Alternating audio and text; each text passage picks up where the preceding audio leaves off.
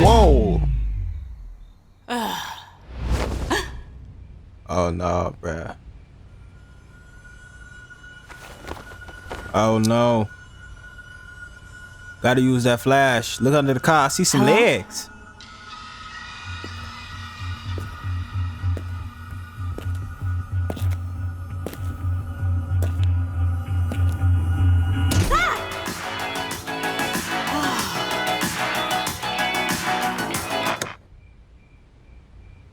Yeah, she ain't.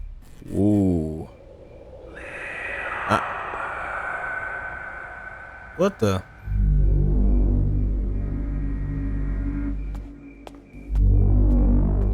Why it's so far? Why it's so foggy out there? Bro, I'm going home, fam.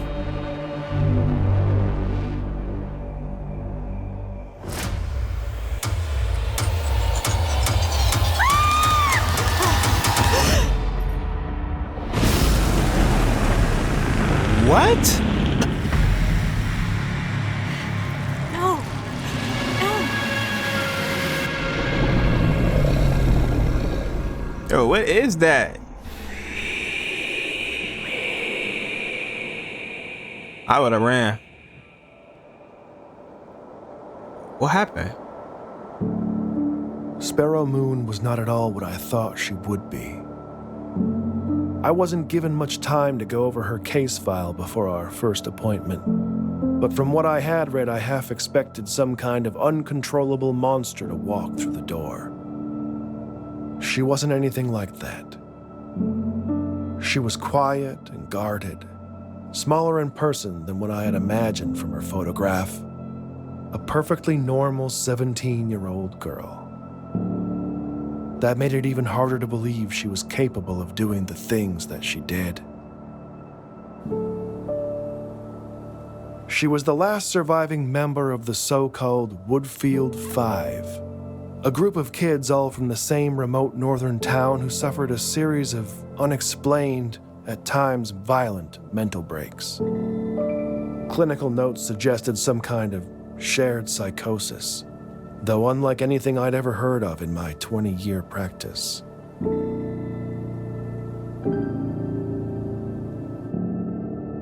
By all accounts, Sparrow had an unremarkable childhood. No indications of behavioral difficulty, good. Okay, what's that? A quiet suburb. Will Rock. Describing as the thunder attempt occurred in a residence, sending shockwaves through the neighborhood, whom 4 youths. Oh man, 1, 2, 3. That's 5. Okay, let's see if we can find something. Dr. Jacob. Grades in school, active social life, no family history of mental illness to speak of. Her mother had been part of some offbeat spiritual commune years earlier, but had left that behind when Sparrow was quite young and eventually remarried. There was nothing to suggest any kind of underlying trauma or abuse, though as you come to find in my line of work, that's not always so obvious. The only path to understanding what really happened in Woodfield was Sparrow herself, and that would prove more difficult than anyone anticipated. I learned very little over the first weeks of our sessions together. Sparrow was often uncooperative, careful never to allow the growing familiarity between us to weaken her resolve. I was not as strong. I became unreasonably attached to her. The endless medical diagnostics revealed nothing we didn't already know. She barely slept. The scratches on her arms were self-inflicted. And aside from high blood pressure, she was physically healthy. No one was certain about what exactly was wrong with her. And she was getting worse.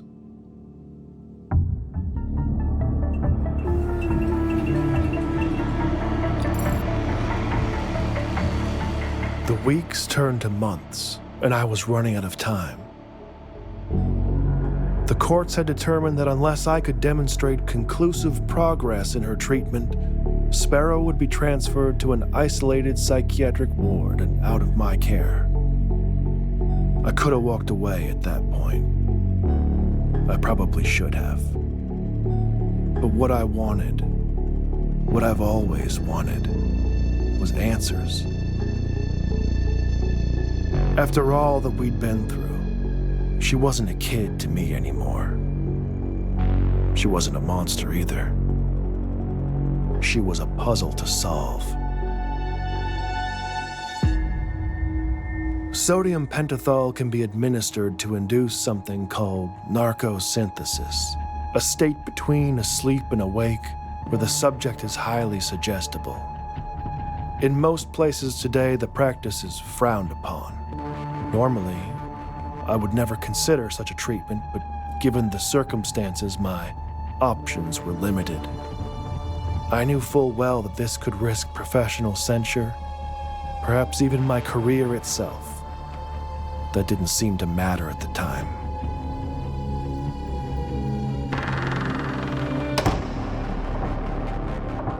After the injection, Sparrow was brought to my office. We were left alone, and I asked her to count backwards from 10. Though before she even got to 5, it was clear she knew something was wrong. Her breathing became shallow, and her eyes darted around rapidly. She began talking about a mist coming into the room that only she could see. She could hear a voice from within it calling to her. The drug had disoriented her to such a degree that I don't even think she recognized me.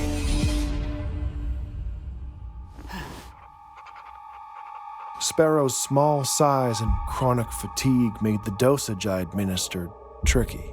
She drifted in and out for several minutes. When lucid, I redirected her, asking if she could tell me what the voice she heard was saying. After a long pause, she finally whispered, "Little bird." At that point, Sparrow was not interested in answering any of my questions. She just spoke, and I listened. She said that it knew. It knew that was what he used to call her. The old man. But the voice wasn't a man's. It was something else. She said it comes with the mist, that it takes things from you and it grows, adding to what it's taken from others. It eats you from the inside. She didn't know its name, but called it the worm. As Sparrow lapsed into unconsciousness, I was left with more questions than answers. I arranged to have her return to her room and resigned myself to the idea that I might never get the chance to understand the truth. That I had failed. I destroyed the records of our last session to prevent the review board from finding out what I had done. It was over. Or at least, that's what I thought. It was that night the dream started. Oh snap! Here's where it takes a turn. 9 minutes. Here's what a story takes the turn, man. The whole time, if that's the case, right? If her concealing what she seen, it was out of, it was to protect people. But now that she verbalized what she's seen and stuff like that, now it's been passed on to him.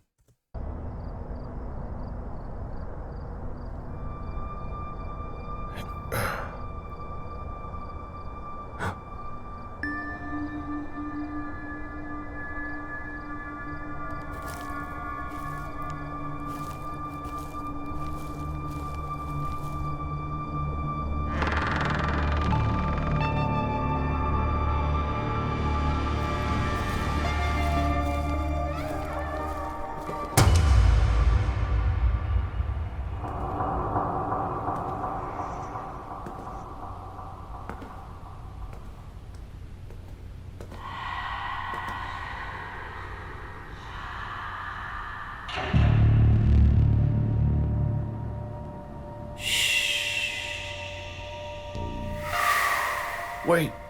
Come back!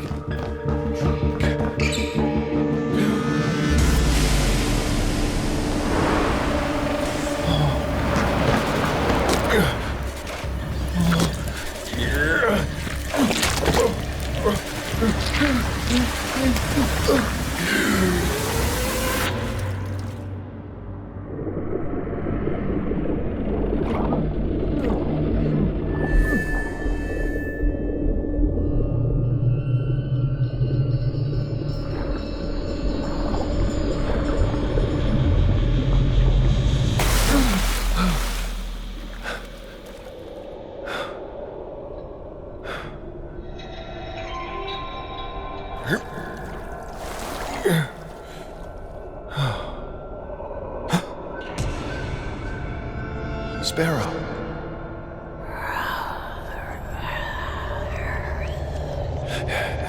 What? Doctor, I'm so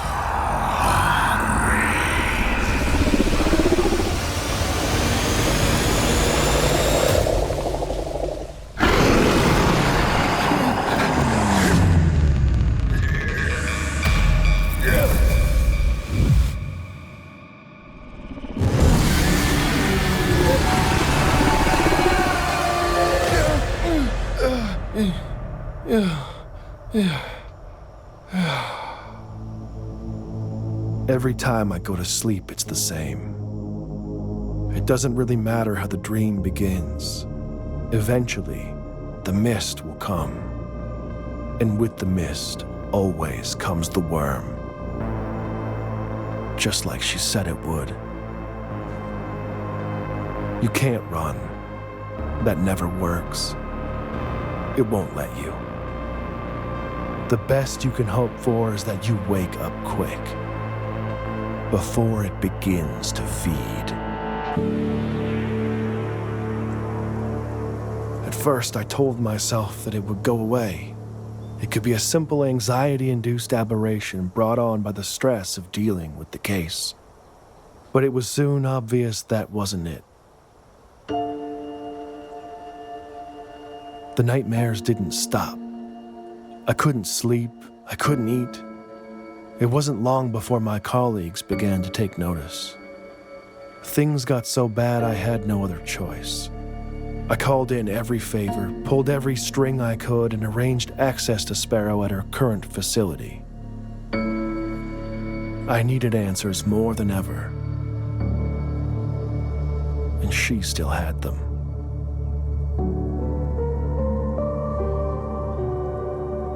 I almost didn't recognize her at first. She looked strong and alert, a stark contrast to the tired girl that I had spent all that time with. I didn't have to ask any questions this time. Just by looking at me, she knew all too well what was happening. We sat down, and Sparrow Moon gave me what I needed. The worm is some kind of parasite, a pathogen, an ancient thing passed from host to host, manifesting in their dreams, feeding on their deepest fears. It will not stop, always hungry for more. It won't kill you. It doesn't want you dead. It wants what any good virus wants: to propagate, to be passed on, to be fed. Sparrow tried to hold it inside of her, to protect others. I knew it. Didn't I say that, y'all? Didn't I say that? She thought that if she could fight it long enough, it would die with her. But she passed the worm to me the same way that it had been passed to her, just by telling me about it.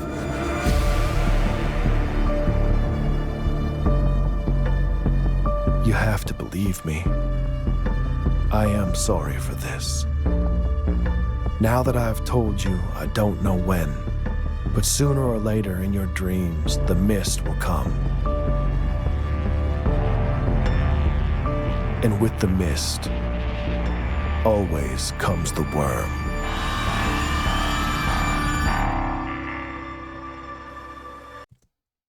Man, this was a great video, bro.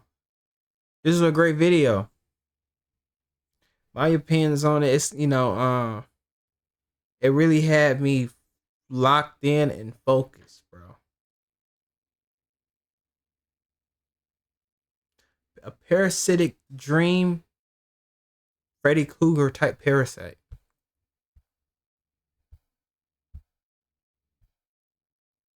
Make sure to drop a like, comment, and subscribe for more content. And I'm out, man.